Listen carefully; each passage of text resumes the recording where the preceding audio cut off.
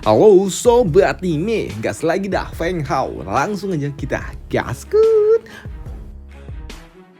Mereview sedikit dari part sebelumnya, Feng Hao yang mendekati tempat terlarang dirinya mendapatkan tempat ini ternyata sangat ramai. Karena banyak sekali para kultivator datang untuk dapat menyaksikan perebutan herbal legendary itu yang disebut sebagai Qinhua. Dan di antara para kultivator kuat ternyata ada yang menarik perhatian, yaitu Master Rana Emperor, seorang master kuat yang telah berusia lebih dari 900 tahun. Melihat master tua itu membuat Feng Hao dia berujar, "Hei, ini adalah pertama kalinya aku melihat seorang Master Rana Emperor. Seseorang yang kekuatannya sangat kuat, bahkan diakui dunia." Di sini Feng Hao dia juga tahu kalau mereka para kultivator Ranah Emperor, usia mereka tidak akan lebih jauh dari 900 tahun, yang artinya mereka dapat koit kapan saja. Dan ternyata Master Ranah Emperor ini adalah seorang tetua dari Aula Xingyu. Selain itu juga di sini Feng Hao dia juga dapat merasakan aura yang sangat kuat juga, aura yang tidak kalah kuat dari aura yang dimiliki oleh orang tua itu. Dan ternyata aura itu berasal dari seorang master tua lainnya yang datang, yang ada di tingkatan yang sama, seorang Master Rana Emperor yang lainnya. Dari kemunculan dua orang Master Rana Emperor jelas hanya dapat membuat mereka, orang-orang lainnya yang ada di tempat ini hanya dapat menjadi penonton. Karena tidaklah mungkin bagi mereka dapat bersaing, bahkan menyentuh orang-orang yang ada di Ranah Emperor. Ya, itu tidak mungkin. Namun untuk dataran misterius itu ternyata tiba-tiba saja bergetar, yang artinya akan melepaskan kekuatan yang akan membuat Feng Hao dia pun sadar kalau ini akan menimbulkan sebuah shock wave yang sangat kuat, dan itu membuat Feng Hao dia memutuskan untuk segera menjauh dari tempat ini. Karena benar saja tak lama setelah itu muncul badai angin yang sangat kuat yang dapat menerbangkan mereka semua, para kultivator yang ada di dekatnya. Bahkan setelah mereka menggunakan barrier pertahanan, ternyata itu masih belum cukup. Bahkan untuk Feng Hao saat ini yang telah cukup menjauh, dia pun juga dapat terhempas. Wah, gila. Jika saja bukan karena pertahanan Xuanwu ini, pasti aku benar-benar akan selesai terkena badai shockwave ini. Namun di sini Feng Hao yang masih berusaha untuk bertahan, dia sedikit tersentak ketika dia melihat ke udara. Karena dari semua orang yang ada di tempat ini, hanya mereka berdualah yang masih dapat berdiri kokoh di atas sana. Ya, para Master Ranah Emperor.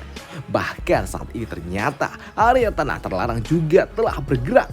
Dan 3 hari kemudian tanah terlarang akhirnya berhenti di satu tempat dan mulai menunjukkan ketenangannya dengan tumbuh tanaman-tanaman yang dalam waktu singkat langsung memenuhi area tanah terlarang. Yang artinya Qinhua dia telah terlahir, sambut dari para Master Ranah Emperor. Dan untuk Feng Hao dia pun tahu kalau ini adalah langkah yang memang harus diambil oleh para master-master itu jika mereka ingin dapat bertahan hidup. Dan inilah yang membedakan mereka, para manusia normal, dengan orang-orang yang berasal dari tanah kudus. Dan untuk para master tua ini yang memang tidak memiliki pilihan lain, dirinya ingin memaksa memasuki tanah terlarang dengan segala resiko yang ada, kehilangan semua miliknya, bahkan nyawa, demi mendapatkan Qinhua. Walaupun dirinya juga sempat mendapatkan sebuah penolakan dari para anggota sektenya. Bahkan mereka juga ingin memaksa ikut bersama dengan master tua itu memasuki area terlarang, walaupun jelas hal itu ditolak oleh master tua ini. "Tidak, kalian tidak bisa kehilangan nyawa kalian. Tidak, aku tidak mau seseorang kehilangan nyawa karena diriku." Maka dari itulah kini orang tua itu dia pun melesat memasuki area tanah terlarang dengan semua hal yang dia miliki. Namun terjadilah sebuah benturan energi yang sangat dahsyat. Benturan energi yang sangat kuat yang membuat langit menjadi sangat silau dalam sekejap mata. Dan orang tua itu dia langsung tersungkur. Melihat seorang Master Ranah Emperor langsung binasa setelah dia mencoba memasuki area tanah terlarang, membuat para tua ini, Master Emperor lainnya, dia langsung kena mental. Dan dia juga takut kalau ini semua akan membuatnya binasa. Dan itu membuat dirinya harus pergi dari tempat ini daripada harus mati konyol. Dan melihat seorang Master Rana Emperor harus tumbang dalam sekejap mata, jelas membuat Feng Hao dia pun ragu tentang apa yang harus dia lakukan. Apa? Dan hal yang sama pun juga dirasakan oleh mereka, para kultivator lainnya. Mereka juga tidak mau membuang hidup mereka hanya untuk mendapatkan benda yang tidak pasti. Ayo kita kembali, Genhua tidak pernah ada, ujar para kultivator lainnya. Maka dari itulah di sini Feng Hao dia pun sama memutuskan untuk kembali saja. Ya, lebih baik kita kembali dulu untuk beristirahat sebelum membuat rencana lainnya, pikir dari Feng Hao. Namun ketika Feng Hao dia ingin kembali ke kota, tanpa sengaja dia berpapasan dengan rombongan dari sekte Boyo. Dan apa yang dikhawatirkan oleh Feng Hao ternyata benar terjadi. Karena saat ini ternyata si tua menyebalkan itu dia pun ternotis dan juga sadar dengan pergerakan yang dilakukan oleh Feng Hao. Dan itu membuatnya berujar, Master, kembalilah dulu, ada sesuatu yang harus aku lakukan. Dan jelas apa yang dilakukan oleh si tua itu yang tiba-tiba saja berubah arah, jelas membuat Feng Hao dia merasa kalau ini ada yang tidak beres. Hei, apakah orang tua itu dia akan menyerangku? Dan untuk berjaga-jaga, Feng Hao dia pun harus segera pergi dari tempat ini, pergi secepat mungkin. Dan ternyata ya benar, tebakan dari Feng Hao benar adanya, karena kini tiba-tiba saja Feng Hao dia pun dikejar oleh 3 orang master kuat yang berasal dari anggota sekte Boyo. Dan itu jelas memaksa Feng Hao dia harus pergi bersembunyi. Namun hingga larut malam, mereka ternyata tetap mencari Feng Hao dan tidak meninggalkan Feng Hao begitu saja. Cari di mana bocah itu bersembunyi. Coba cari di sekitaran semak-semak. Maka dari itulah kini tempat persembunyian dari Feng Hao pun diketahui, yang memaksa Feng Hao dia harus kembali berlari untuk bersembunyi. Di sini Feng Hao dia pun tidak mungkin dapat muncul terang-terangan, karena tidaklah mungkin bagi dirinya dapat melawan mereka semua secara bersamaan. Maka dari itulah ketika salah satu kroco itu datang mendekati dirinya, mencoba memeriksa tempat ini, tempat di mana Feng Hao bersembunyi, membuat Feng Hao dia pun kini berani untuk muncul secara terang-terangan jika 1 lawan 1. Melihat Feng Hao yang berani muncul, membuat kroco ini dia tersenyum. Seorang bocah Rana Wuzong berani muncul melawanku. Rasakanlah, ujar dari si kroco ini yang kini dia mencoba menyerang Feng Hao secara langsung dari depan. Namun untuk Feng Hao dalam sekejap mata dia langsung mengeluarkan Excalibur miliknya dan slash, membelah habis lawannya. Dan karena Excalibur sangat luar biasa, membuat lawannya langsung habis seketika. Wah, gila. Ini benar-benar gila, ujar dari Feng Hao kesan pertamanya akan Excalibur miliknya ini. Namun melihat sebuah pertarungan telah terjadi di area bawah, membuat salah satu rekan dari kroco itu dia pun turun dan mencoba untuk mencari tahu tentang apa yang telah terjadi. Dan begitu dia mendekat, dia melihat dan mendapatkan kalau salah satu rekannya telah terkapar. Dan itu jelas membuatnya langsung keringat dingin dan berujar, dia tersungkur, ujar dari rekannya kepada tetua gila yang ada bersamanya. Apa? Ya, si tua gila dia pun langsung menghancurkan segalanya yang ada di dekatnya. Dia benar-benar emosi melihat salah satu muridnya dihabisi oleh Feng Hao. Sedangkan untuk Feng Hao, dirinya secepat mungkin mencoba melarikan diri, walaupun dirinya yang mencoba untuk kabur telah ketahuan. Bocah, kau jangan kabur. Dan untuk Feng Hao, dirinya yang diuber-uber dan dalam kondisi yang cukup sulit, dia pun langsung memutar tubuhnya. Dan itu membuat bersama dengan itu juga Feng Hao dia mengeluarkan kembali Excalibur miliknya untuk dapat menghabisi lawannya. Dan ternyata Excalibur benar-benar sangat mengerikan, dapat menghancurkan spirit weapon milik lawannya beserta penggunanya dalam satu garis lurus. Dan jelas lagi-lagi kehilangan 2 orang murid membuat orang tua ini dia benar-benar murka. Kau rasakanlah, Feng Hao. Dia pun terkena serangan yang dilepaskan oleh si tua gila yang membuat Feng Hao dia langsung tersungkur. Bocah ini Dia benar-benar gila. Kau, bagaimana bisa? Kau menghancurkan pertahanan seorang Master Ranah Wuzun. Bahkan kau menghancurkan spirit weaponnya. Apakah mungkin dia menggunakan senjata tingkat psikis kah? Maka dari itulah di sini si tua gila dia pun langsung melesat ke arah Feng Hao untuk merebut Excalibur. Kau, bagaimana bisa senjata tingkat tinggi ada di tanganmu? Serahkanlah, ujar dari si tua yang membuat Feng Hao dia pun sadar kalau si tua gila itu dia ingin merebut Excalibur miliknya. Cih. Maka dari itulah Feng Hao dia pun melompat melepaskan serangan langsung ke arah lawannya. Namun hal itu tidaklah berguna karena dapat ditahan dengan elemen kayu miliknya. Itu tidaklah berguna. Bahkan Feng Hao dia pun dihajar, dikonter oleh si tua itu yang membuat dirinya langsung tersungkur. Namun setelah dihajar seperti itu, Feng Hao yang masih dapat bertahan membuat si tua ini dia berujar, "Hei, bagaimana bisa kau tetap bertahan?" Maka dari itulah lagi-lagi Feng Hao dia dihajar walaupun dirinya telah tersungkur. Namun dihajar seperti itu membuat Feng Hao jelas terluka, tapi tiba-tiba saja lukanya menghilang dan bercak yang seharusnya tertinggal di lantai pun juga sama telah menghilang, dan itu membuat Pak tua ini dia pun sadar kalau sepertinya anak itu dia telah terhempas hingga memasuki area tanah terlarang. Selain itu juga melihat Feng Hao yang dapat bangkit setelah terluka membuatnya sadar kalau sepertinya bocah yang dia lawan ini adalah seorang alkemis. Namun memang karena tujuan orang tua ini adalah untuk mengambil Excalibur membuatnya berujar, "Bocah, cepat buang benda itu dan serahkan benda itu kepadaku. Dan aku berjanji akan melepaskanmu." Bacot! Kalau kau ingin memiliki benda ini dan kau mau melakukannya, maka ambillah di tanganku dan masuklah ke tempat ini jika kau memiliki kemampuan itu, ujar dari Feng Hao yang menantang agar si tua itu berani memasuki area tanah terlarang ini.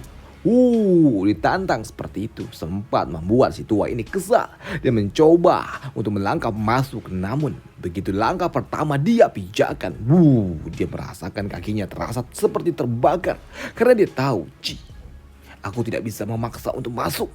Karena jika aku memaksa, maka energi kehidupanku akan langsung berkurang secara drastis. Dan tahu kalau ini hanya akan membuatnya kehilangan nyawa. Maka dari itulah di sini tua gila ini dia memutuskan untuk menunggu di tempat terluar saja. Sedangkan untuk Feng Hao kenapa dirinya dapat bertahan di tempat ini? Karena jika saja tidak ada herbal di dalam cincinku ini, sudah jelas aku pasti telah binasa. Walaupun ada ribuan eliksir di dalam cincinku, tapi tetap saja ini tidak akan dapat bertahan lama. Dan karena tidak ada lagi pilihan lain, memasuki area tanah terlarang atau bertarung melawan orang tua gila yang kultivasinya terlalu jauh dari diriku, maka dari itulah semua ini tidak ada bedanya, sama-sama cukup merugikan. Maka dari itulah di sini Feng Hao dia pun memutuskan untuk memasuki area tanah terlarang saja. Namun ternyata di sini Feng Hao semakin dia masuk lebih dalam lagi, maka tekanan yang dia terima akan semakin kuat pula. Dan untuk dapat menyesuaikannya, Feng Hao dia harus terus mengkonsumsi jumlah eliksir yang harus dia makan. Bahkan semakin dalam, Feng Hao dia pun merasakan rasa sakit gila yang sangat luar biasa. Karena ternyata semakin mendekati titik pusat, maka seluruh kemampuan Ki tidak akan bekerja, termasuk eliksir itu sendiri. Maka dari itulah itu jelas benar-benar memberikan rasa sakit yang sangat luar biasa. Tidak, aku tidak bisa menyerah. Ini baru 20 mil. Masih sangat jauh ke area pusat dari tempat ini. Dan kini Feng Hao yang terus berlari, dirinya terus merasakan tekanan yang sangat kuat. Tekanan yang sangat amat kuat di setiap langkahnya. Hingga membuat dirinya hampir saja frustasi sebelum tiba-tiba saja formasi pertahanan Xuanmu miliknya aktif. Hei, apa ini? Aku tidak menyangka kalau ternyata formasi pertahanan absolut ini dapat diaktifkan seperti ini. Bahkan formasi ini dapat membuat diriku menggunakan kembali kekuatan Kiku. Maka dari itulah kini Feng Hao dia pun terus-terusan berlari sejauh sedalam yang dia bisa. Namun lagi-lagi tekanan yang ada di area terdalam terlalu kuat. Bahkan saat ini pertahanan milik Xuanmu miliknya saja tidak lagi dapat menahan tekanan yang membuat Feng Hao dia sempat frustasi. Tidak, Aku tidak bisa berakhir di tempat ini.